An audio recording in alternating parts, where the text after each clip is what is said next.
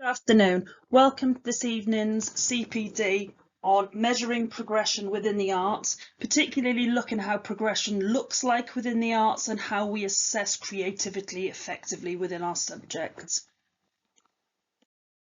I'd like to take this opportunity, first of all, to introduce myself. My name is Leah Morrill. I am currently the Trust Lead Professional for Performing Arts within the Mercian Trust. I am the Leader of Learning for Music at Q3 Academy Langley. I'm also a Specialist Leader in Education and a Senior Examiner for Pearson Education for both A-Level and GCSE Music.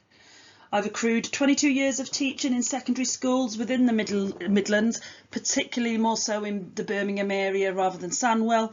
And if you do want to discuss any of this CPT this afternoon with myself any further, please do get in contact. And likewise, if you've got anything that you would like to discuss regarding performing arts, again, please do get in contact with myself. My email is on the PowerPoint. To look at today is mainly creativity and progression. Okay, so I believe creativity is widely accepted as being an important part of schooling.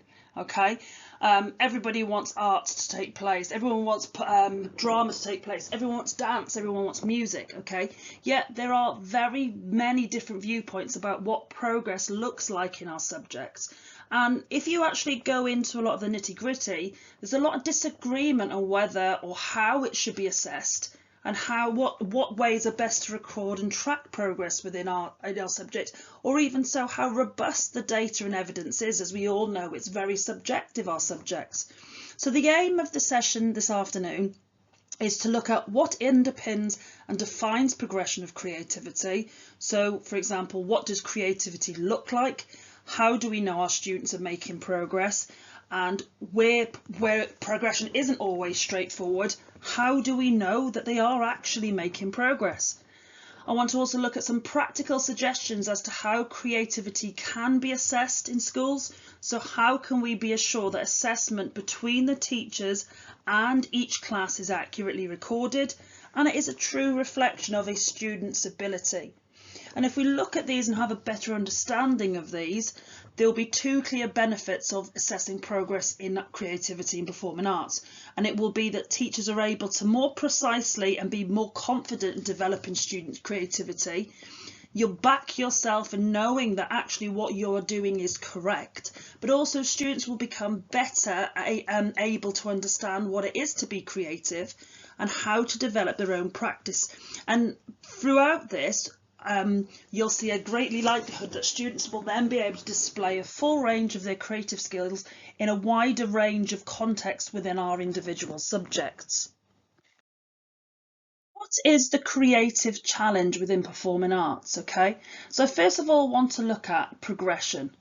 If we look at how progression looks, what it looks like in other subjects, progression makes sense. Okay, so you have a clear process of teaching, a clear progression by the students, and by and large it is linear. Okay, so that means there's a clear pathway start to finish of which way how to teach it, which way the students are progressing, and that is easily quantifiable by doing straightforward summative assessments. Okay, so in fact for maths, for example, we build progression based on a series of learnt steps and accumulated knowledge. Okay, it always starts off in an order, okay, of starting off quite simply and developing in difficulty, okay, and they'll move forward throughout those series of small steps. Yes, areas of learning will be revisited, but generally students do not all of a sudden become very unsure of the knowledge and that they felt secure in before, okay. But then if we start thinking about the arts and our subjects and what progression looks like, it's not as straightforward. Okay, think about it. What might a student experience within the arts? What are we actually measuring for progression? It's not straightforward. Very rarely is the whole process of progression in the arts straightforward. So what does a dance, a drama, a music lesson look like? What techniques and skills are we teaching them? Are they learning? Are we looking for? Are we assessing in any one lesson? What level should they even be working at? What does a typical student look like in that year group or at that age? Okay, and even we could even go and argue with, depending on what topic they are, is hugely going to vary at what level they're working at and where they should be again.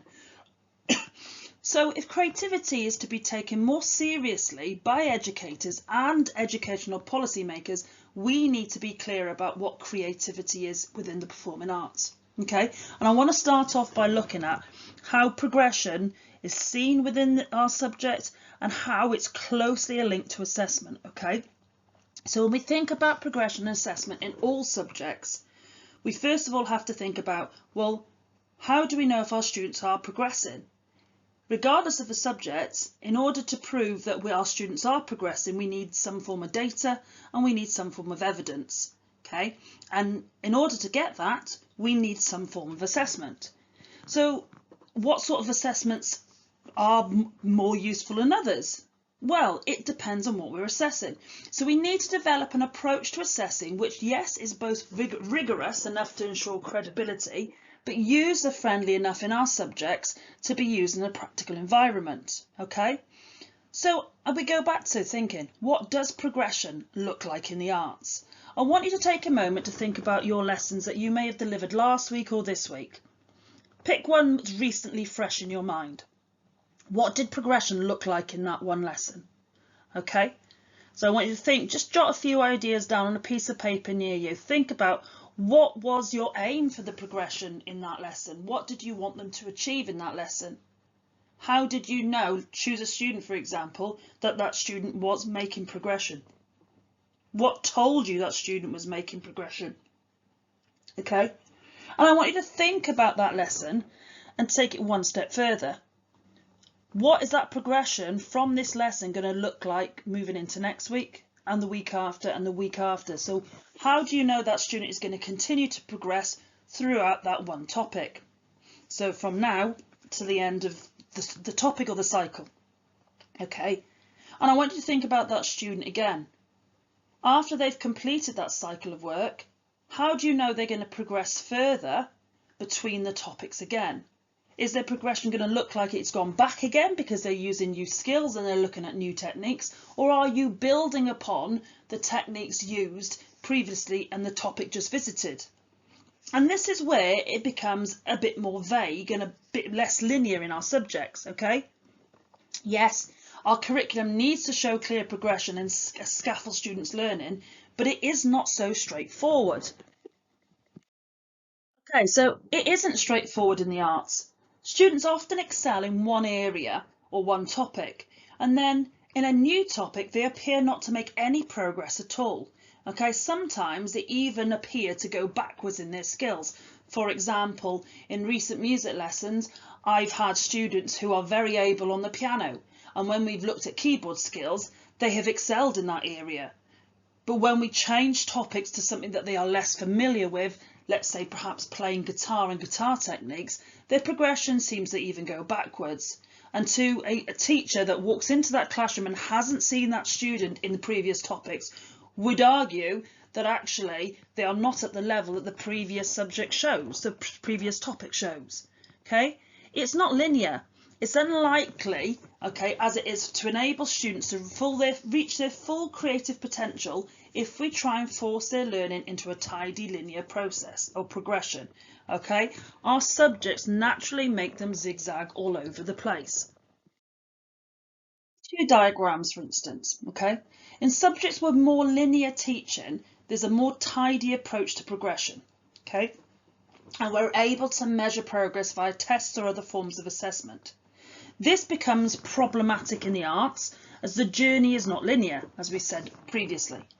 Okay, think about your own practice. If we pick a point to assess, and it usually is the end of a term or an end of a cycle or an end of a half term, how do we really know we're able to assess at that point?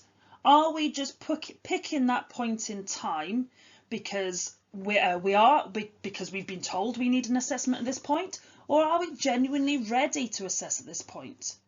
Have we caught a student at the end of a topic who's on a spiralling journey or a zigzagging journey or temporarily going backwards? Or even ask yourself, did your student just get on with the task because that's what they were given to them? And if you'd given them the opportunity to produce a different piece of work or use different skills, would they have then excelled? Have you, the teacher, missed an opportunity to talk to your students and then, instead of following what the rest of the class did, allow them to take a creative risk and do their own thing?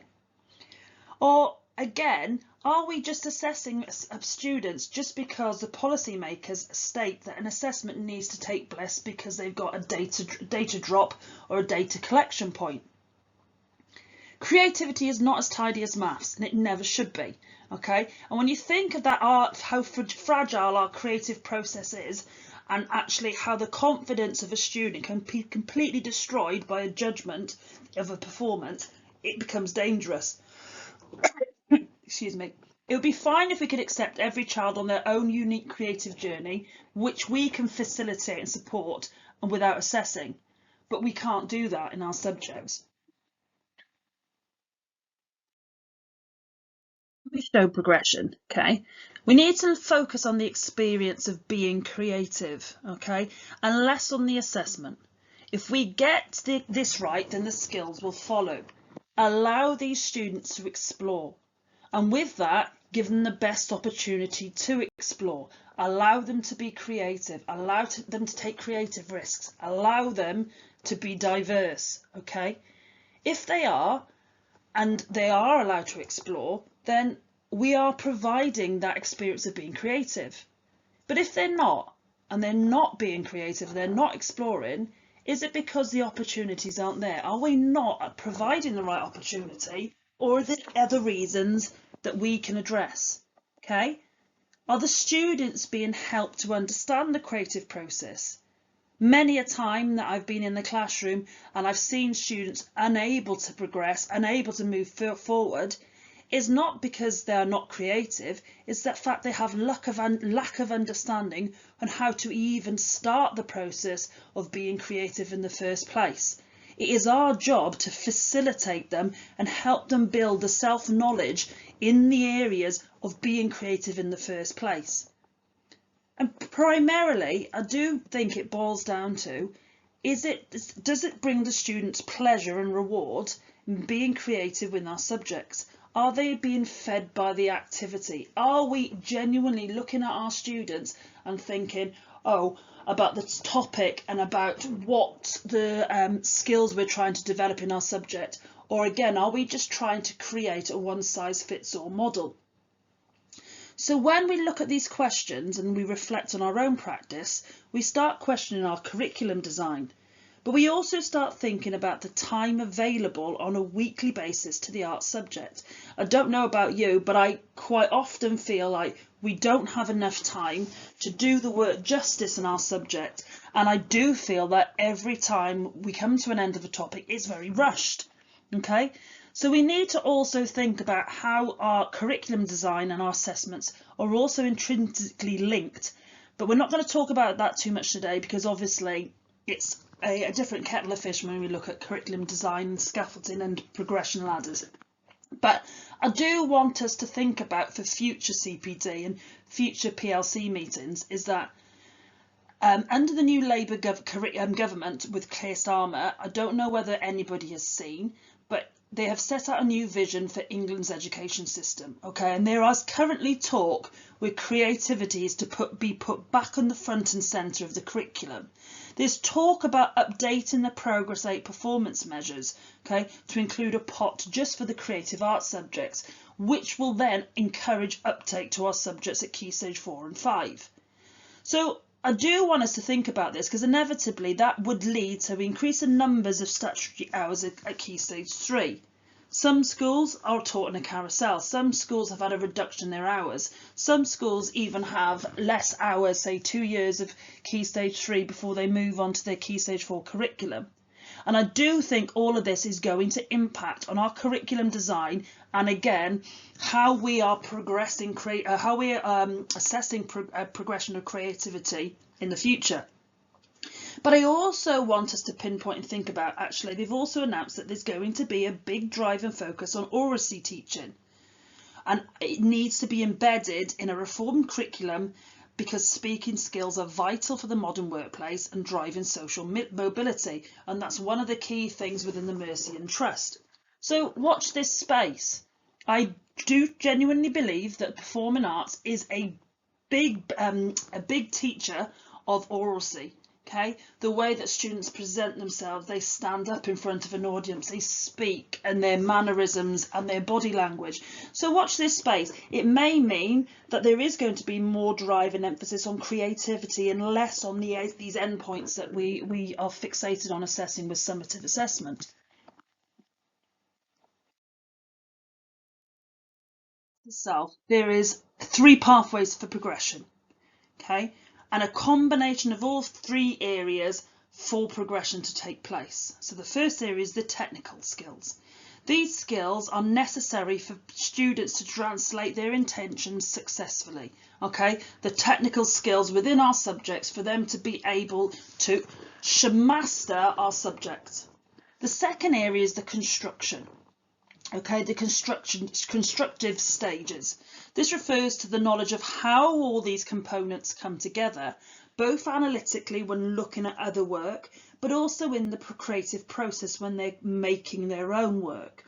Okay, and the third area is the expressive skills and the focus on the more indefinable aspects, the quality, the meaning, and the creativity. Okay, and a good arts education is underpinned by all of these 3 combinations of these 3 areas. Okay, it needs to be robust, it needs to be direct and incremental with the teaching. It needs to provide knowledge of the technical and constructive aspects, and it's learnt through the context of history, allowing the students to then add the expressive responses and gain meaning to what they're doing. So we need to understand these 3 pathways first for progression to take place. The technical pathway, the constructive pathway and the expressive. And the students need to understand these 3 pathways too. Yes, we have an emphasis on the technical skills within our subjects. Yes, we drive them and help them and we give them steps and stages how to construct it together. But do the students genuinely understand what it is to construct in the creative process? Do they understand the more indefinable aspects of expression? Or are we telling them what expression they need to put in? And it's this understanding of what those 3 pathways for progression are, which will allow our students to progress even further. Let's go back to assessment. On one purpose, assessment is to enable teachers, us, and school leaders to judge the curriculum effectiveness. Okay, it tells our students, it tells us and the curriculum designers how well our curriculum has been delivered and how well it's been understood. Okay, so this process needs to be managed really carefully so that our assessment is used to check on the curriculum effectiveness. Okay, so again, assessment needs to be used to check on a curriculum effectiveness rather than what I think a lot of performing arts subjects fall into is the curriculum being driven by providing evidence for assessment. So let's think about it. We all get some burdensome documentation, okay, during the process, and we all have to fill loads of paperwork to provide evidence for our assessment. And this inevitably leads into an assessment lesson where our learning of our students is interrupted for a whole entire lesson for the purpose of verifying progression. And I don't believe this is a good use of time. Okay, and these issues arise particularly when a school wants to report progress, let's say once or twice a term, and that will be through evidence through some form of summative assessment. Now, when you think about our subjects, okay, and you think about how many learning hours we get per, say, topic or per cycle or per half term, with 1 hour's teaching time a week, that usually equates to a summative assessment taking place every, let's say, 5 to 10 hours of learning time every 5 to 10 weeks. Now, if we compare that to maths, which potentially could have 4 hours of learning time in a week, that same 5 to 10 weeks is now compared with 40 hours of learning time, okay? And if you think about it, progression could be seen a lot more clearly when you've got those hours in place. when we're only allowed to have 5 to 10 hours before a summative assessment takes place, this leads very easily to assessment driving our curriculum. And this is where we are in a chief danger of assessment schedules driving our one-size-fits-all policies and our one-size-fits-all assessment approach. Okay, in that model, we are not allowing progression to take place. Okay, those students are then just doing assessment for assessment's sake.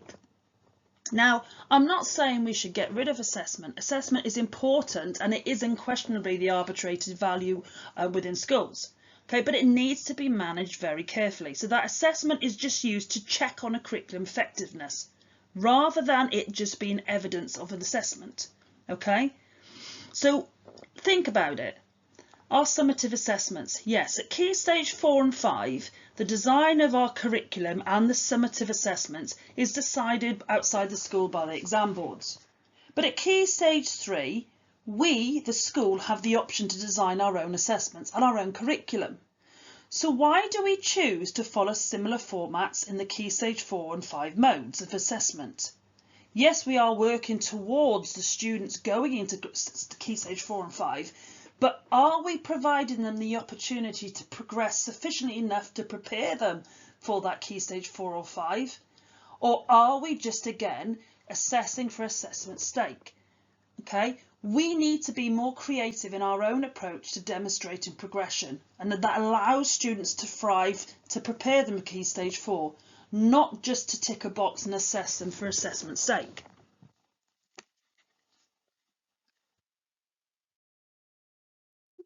Performing arts, there's two main purposes of assessment.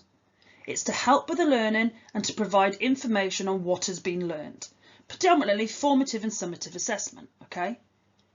Now let's hold on to the fact and reflect on performing arts. Good AFL practices has always been a part of professional practice within the arts, and exemplary formative assessment is often referred to within the arts and used in DFE guidance. Look, in the performing arts, we do AFL well. Okay, we do detailed dialogues with students in groups and classes. We do in-depth discussions. We personalise feedback to individuals and groups of students. So in live lessons, they know exactly what they need to do to take the next steps or what corrections they need to be making. Okay, we give them examples of quality outcomes. Okay, on what it looks like in a topic, we model for them. And all of this has consistently been identified within the arts again and again and again as exemplary assessment modes of assessment. We focus on our AFL and the process of learning in every lesson. It is built into our teaching and learning, and it is a consistent integral part of performing arts within the classroom. But it's summative assessment where the problem arises in the arts. Okay? And with us prioritising high stake assessment across all subjects within secondary schools, okay, talking with pupils and making suggestions about what to improve in lessons, and all these detailed dialogues with students and class discussions and personalised feedback doesn't feel like assessment anymore. It is simply seen as a part of our normal professional role and something that we just do in the classroom. Okay, so to some extent, our understanding of AFL and how we use it is now become confused. And what has happened is that we no longer feel like we are assessing the students in the class because it's so intrinsically a part of our classroom environment that we've changed the way we think about assessment. We now are so focused on a series of mini assessments, which is essentially summative in character. For instance, okay, think about if we were composing or devising a piece of work, okay? If we were going to assess in that way, is it then going to be the performance of the composition or the devised piece which is being assessed, rather than the process of it being created by the students in the first place? So when you look at it that way, it's a totally different aspect of what's been learnt and what progression has been made. And this is what we need clarity on, and this is what we need to understand as the professionals first of all. To reflect on this scenario of composing and devising a product and look at us actually assessing the actual performance of the product at the end? Well, if we are assessing the product, okay, the marks will solely be based on the final performance. The clear criteria and outcomes would be assessed in isolation. So none of the process of creation, rehearsal or development would be taken into account. Okay, that is relatively reflective of, let's say, a competition such as a dance or a drama or a music competition. Here, the acts are solely judged on their technical ability at that one moment. And yes, there is a place for this. It leads to easy quantifiable marks, which then can be reported home. And this system, okay, does have value.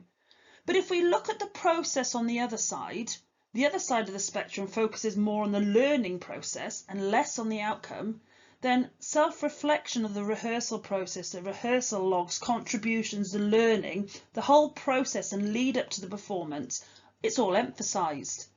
The performance itself, yes, may be critiqued, but the assessment then becomes of the learning process, and the learning process is the final goal.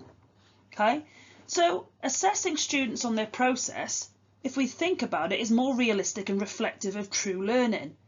Okay, it's them showing true progress. Yet it's still problematic as it tends to be subjective from the teacher's perspective. It is also challenging to know when the student's efforts are good enough to denote a pass or insufficient because it is subjective. Okay, and it is true that some students may be marginalised by summative marking, okay, so therefore they disengage because they don't feel their work's good enough, but from the learning process itself, it has merit for every single child. Now, I'm not saying we should choose one process or the other, but we do need to think very carefully in our subject. Again, going back to AFL and the true value of AFL in our subjects is, what are we aiming to assess? Is it solely the product or is it the process? And there has to be mileage out of both. Assessment tasks in the arts. We need to reflect on the assessment itself. Okay, we need to first of all make sure that they're authentic, and by this I mean the assessments are there to assess students' ability to apply the standards, the knowledge and the skills that we have set out in the challenges. Emphasis is placed on what the students are able to do rather than simply what they know. Okay, so again, what they're able to do via making art making tasks rather than simple quizzes about what they know. Okay, we need to examine the process and the product. Assessments do not only focus on arts knowledge, it emphasises evaluation in the art making process, so how the students have made that piece of performing arts, and the product, the final artwork in the end. Okay, we need to assess critical abilities. So most of the assessments, okay, that we have in performance art tap into higher order thinking skills, critical thinking, complex problem solving, research, planning, reflection, and even collaboration. Rather than just looking at procedural knowledge or basic skills, we need to make sure we're hitting those critical abilities. We need to emphasise continuous learning. So assessment is always ongoing, okay, and that's what we do best in AFL. It's always ongoing throughout the year in every lesson, and it allows students to regularly revisit and re-examine their ideas, their product and their processes on how to improve, exactly the way that real artists do or performers do in the real world. Okay, we need to include multiple forms, so we need our assessments to be diagnostic, formative and summative. We need tools to provide a new piece of information to broaden the student's understanding of learning and the processes involved in creating a piece of art. Okay, it needs to be equal, fair and reliable. Students, regardless of their learning style, their native language and background, they all need to be taken into account. Okay, but students' work needs to be compared to a standard of past performances rather than to other students' work.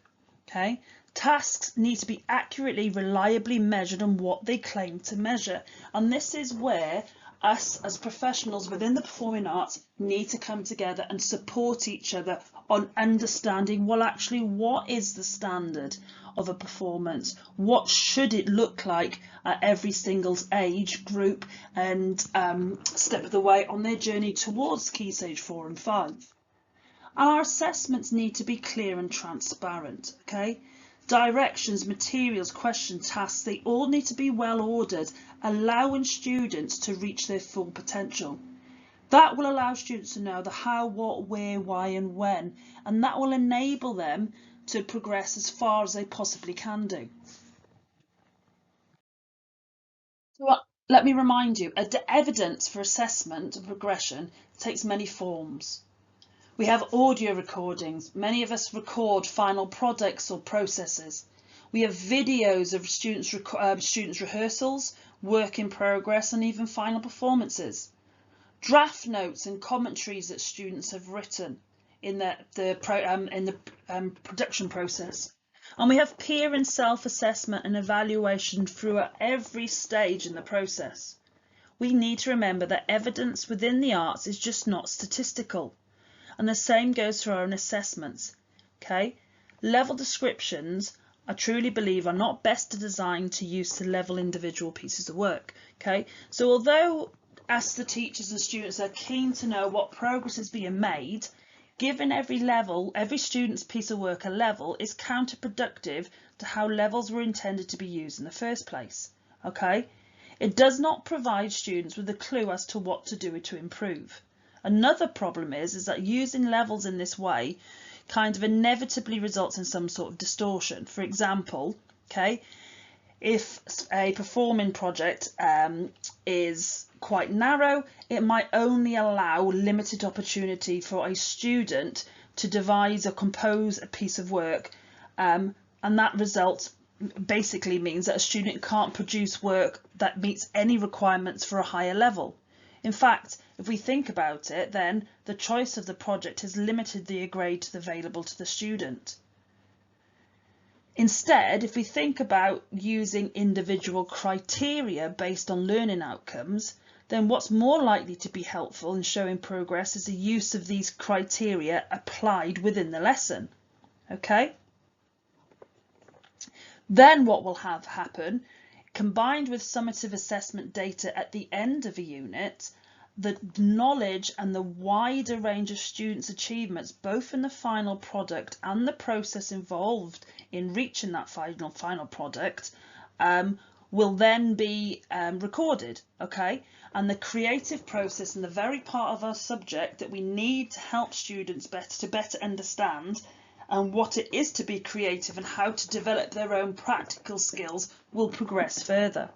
So I like to think of it as arts assessment is authentic assessment, okay? It mirrors the work done by real people in the real world. For example, okay, in the real world, standardized tests are not considered authentic and they're not used to assess performance in the workplace. When students create a performance or a piece of art, authentic assessment is often used, okay, and it's this assessment that we use in arts education. Has the task resembled something found in the real world? Think of drama, think of the topics, some of the that you may get students to devise or reenact a scene from.